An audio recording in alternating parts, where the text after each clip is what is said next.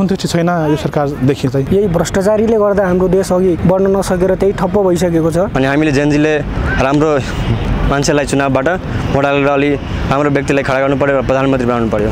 राजनीतिक दलका पार्टीहरूसँग डराएर पनि होला सायद नेताहरू फेरि त्यही सत्तामै आइसकेका छन्। सरकारले गर्नुपर्ने भनेको एउटा चुनाव सफल बनाउने मात्र हो क्या, खासै सन्तुष्टि देखिँदैन। मेरो नाम भीम दमला, म हाल कैलालीमा बस्छु। खासमा सन्तुष्ट भन्दा पनि म अलि नरमाइलो जस्तो लागिरहेको, किनभने कयौँ विद्यार्थीहरूले आफ्नो ज्यान गुमाए, कयौँ भाइ दाइहरूले ज्यान गुमाए, देशको विकासको लागि गर्ने भनेर केही गरेका थिए। तर पनि अब यही भ्रष्टाचारीले गर्दा हाम्रो देश अघि बढ्न नसकेर त्यही ठप्प भइसकेको छ। भन्दाखेरि धेरै सन्तुष्ट त छैन भनौँ, अहिले विश्वास त छैन जस्तो लाग्छ। किनभने अहिलेको जेनजी आन्दोलनकै कारण अहिले कयौँ मानिसहरू फेरि त्यही लफडा झगडा होला जस्तो पनि लागिरहेको छ। नेताहरू फेरि त्यही सत्तामै आइसकेका छन्, त्यही पार्टी चलाउने कुरो चलिरहेको छ भनौँ। कयौँ हामीहरूका भाइ बहिनीहरूले ज्यान गुमाएका थिए। अब त्यसको ज्यान गुमाएको मार्फत अब केही राम्रो काम होला जस्तो त लागिरहेको थियो, तैपनि नहोला जस्तो छ। तिनीहरूको अब आत्माको शान्तिका लागि पनि हामी सत्ताको अब मन्त्रीहरूले राम्रो काम गर्नु पर्यो भन्ने सुझाव छ। मेरो राजेन्द्र विक हो।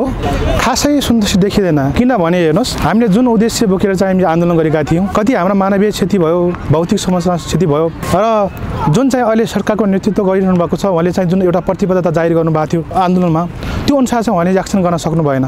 र विभिन्न भ्रष्टाचारीलाई कारबाही गर्छु भने चाहिँ उहाँले चाहिँ पहिला बोल्नु भएको थियो, त्यो अनुसार चाहिँ गर्न सक्नु भएन। सायद उहाँ चाहिँ राजनीतिक दलका पार्टीहरूसँग डराएर पनि होला सायद उहाँले गर्न सक्नु भएन। त्यो अनुसार चाहिँ नजाँदाखेरि मलाई एकदमै सन्तुष्टि छैन यो सरकारदेखि चाहिँ। विशेष त चाहिँ अब विदेशी हाम्रो देश त अब विदेशी अहिलेको सरकारको यो कन्डिसनहरू हेर्दाखेरि र विदेशको जुन चाहिँ एउटा माहौल अलिकति फरक ढङ्गले चाहिँ प्रस्तुत हुने चाहिँ शङ्का चाहिँ मलाई लागिरहेको छ। त्यसै राजनीतिक दलहरू पनि चाहिँ यिनले आफूले चाहिँ जित्ने अवस्था चाहिँ सिर्जना हुन सकेन भने चाहिँ सायद सम्भवतः चाहिँ र अब हुँदैन कि भन्ने पनि अलिकति शङ्काको चाहिँ पाटो चाहिँ रहेको छ। सरकार त यो हाम्रो जेनजी जुन चाहिँ एउटा यत्रो मानवीय क्षति भयो, भौतिक क्षति भयो, जो क्षति भयो त्यही मानवीय संरचनाबाट चाहिँ ल्याएर चाहिँ जेनजीको नेतृत्व दिएको भए चाहिँ केही हामी चाहिँ विशिष्ट हुने थियौँ, तर वास्तवमा त्यो हुन सकेन। केही शङ्कास्पद छ, त्यति चाहिँ देख्दैन। मुकेश कुमार राय। सन्तुष्ट के भन्नु होइन, अहिले सरकारसँग त्यति टाइम पनि छैन विकास केही गर्नलाई। 6 महिना टाइम छ, त्यसमा सरकारले गर्नुपर्ने भनेको एउटा चुनाव सफल बनाउने मात्र हो क्या, त्यति गर्यो भने पुग्छ हामीलाई।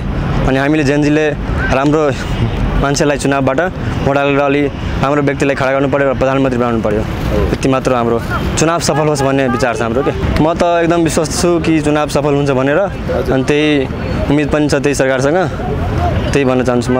सरकार चलाउनलाई यही सन्देश छ कि युवालाई निराश नपारोस्, आज चुनावमा सफल अलि राम्रो खाले काम गरोस्, यही भन्ने चाहन्छु।